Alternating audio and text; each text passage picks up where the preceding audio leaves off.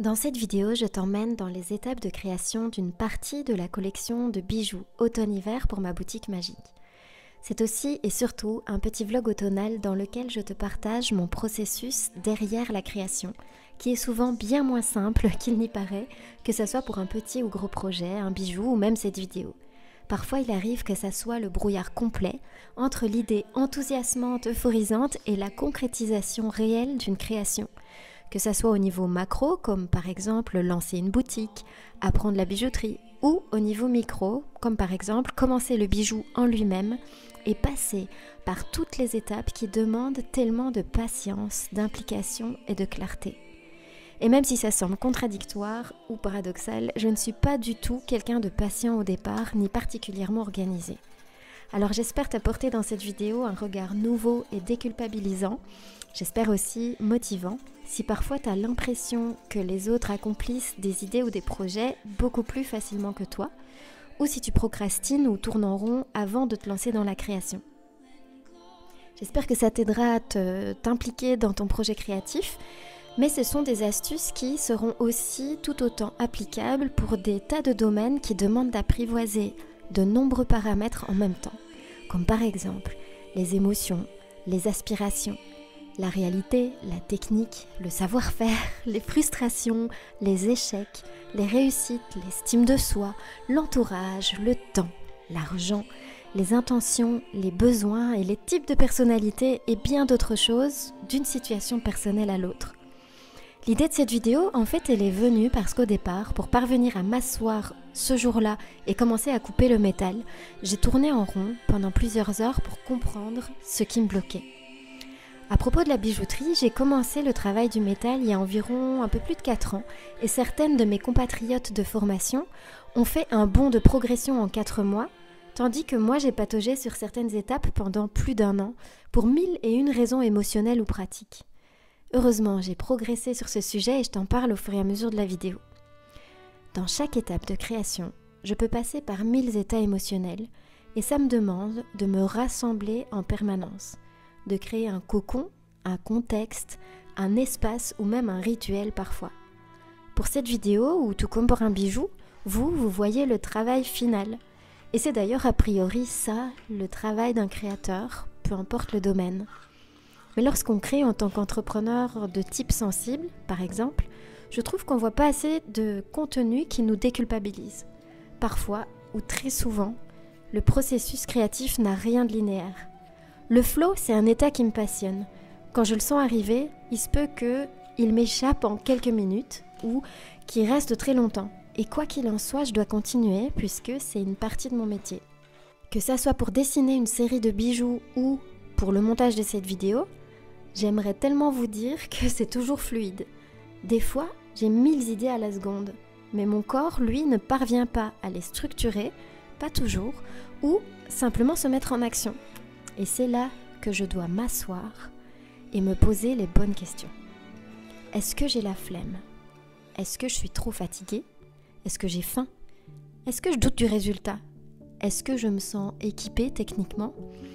Est-ce que je dois clarifier les étapes ou le plan? Ou est-ce que j'angoisse avant de commencer, par exemple sur la rentabilité? Ou est-ce que je suis dans une étape plutôt de type loisir créatif personnel? C'est quoi le but? Quelle est mon intention derrière cette réalisation?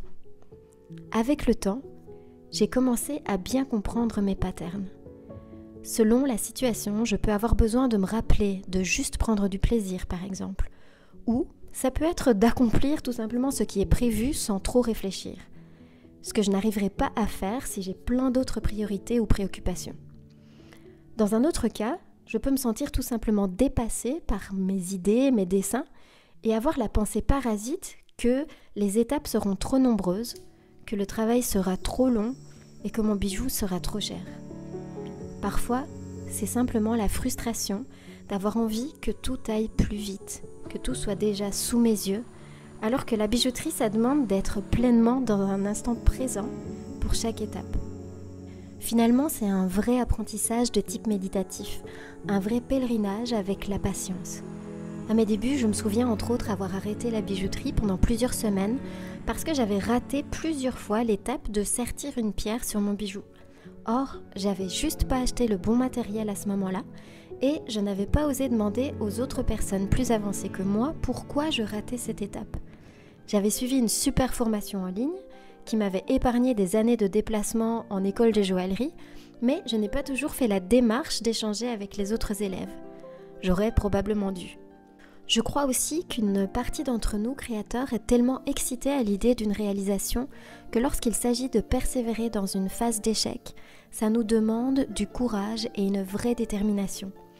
Dans ces moments-là, je traîne sur mes albums Instagram où j'ai enregistré les images de créations que j'adore pour rallumer ma flamme et me rendre le courage de me remettre à l'établi.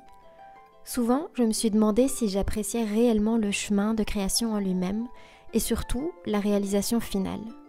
Par exemple, j'ai une vraie passion pour la phase d'achat de pierres et de minéraux. Mais c'est une autre histoire lorsqu'il s'agit de couper, polir toutes les petites pièces pour assembler le bijou. Et à vrai dire, au bout du compte, je m'envole tellement loin dans mes états de flow pendant que je coupe, que je lime, que je plie, que le chalumeau travaille, que ça me rappelle que oui, c'est aussi beaucoup pour le processus. Et il faut l'aimer le processus. Car le bijou fini, il reste tellement peu de temps dans mes mains qu'il ne me reste au bout du compte que les photos et la joie des clientes pour me satisfaire. Donc, la nourriture d'âme, elle doit être supérieure au résultat, et même supérieure à l'argent que ça rapporte. C'est cette nourriture-là qui permet de remonter en selle lorsque, à ma grande terreur, dans une étape ratée, tout un bijou fond alors que je viens de le travailler pendant 3 heures. Dans ce moment-là, j'ai 2 choix. Soit je suis dans une belle humeur courageuse ce jour-là et je commence alors directement un nouveau bijou, soit il vaut mieux que j'aille marcher, que je fasse une tarte à la citrouille ou encore que je regarde les feuilles d'automne tomber, le chien jouer, que je fasse des stickers ou n'importe quoi d'autre qui me fasse oublier le travail perdu. Au fond, je sais que c'est ça le deal créatif, que c'est cette erreur, ce ratage qui fait partie du chemin et il n'y a pas un seul domaine pour lequel l'être humain est épargné sur ce principe. On ne peut pas avoir que le soleil, ni que la satisfaction. Je suis justement heureuse d'un bijou réussi parce que j'ai dû passer par toutes les étapes. On est content de la vue du haut de la montagne aussi et probablement surtout parce qu'on a dû grimper jusque-là. J'ignore si c'est le propre des personnes de type hypersensible, hyper tout court, les TDAH qui ont des difficultés avec de la dopamine, ou bien si c'est pour tout le monde pareil, pour tous les êtres humains. L'impression de vivre un peu comme Inception avec Leonardo DiCaprio. Sous une pensée, il y en a 10 autres qui attendent de débouler, qui sont parfois positives et motivantes ou bien encombrantes et entravantes. Et il faudra les traiter une à une pour parvenir à simplement agir, commencer, faire et créer des processus pour se faciliter la vie. Et là, je ne parle même pas encore des étapes de persévérer ou encore de finir. Juste de commencer. Un projet, un bijou, une idée. Et lorsque cette création n'est pas 100% aboutie comme on l'aurait voulu, peut-être que c'est justement ça qui nous pousse à recommencer une nouvelle et à continuer à poursuivre le chemin. Un peu comme cette vidéo qui pourrait durer 2 heures, mais qui me laisse un peu sur ma faim. Et c'est probablement le signe que j'aurai d'autres choses à créer et que rien n'est jamais fini. J'ai entendu un jour que la pire crainte d'un créateur, c'est justement de finir quelque chose, parce que ça voudrait dire alors qu'il montre au monde tout ce dont il est capable. Or, je pense que le grand exercice est justement de lâcher prise, encore et encore, car c'est la somme de tout ce chemin créatif qui est nourrissant, en tout cas à mon niveau. À bientôt!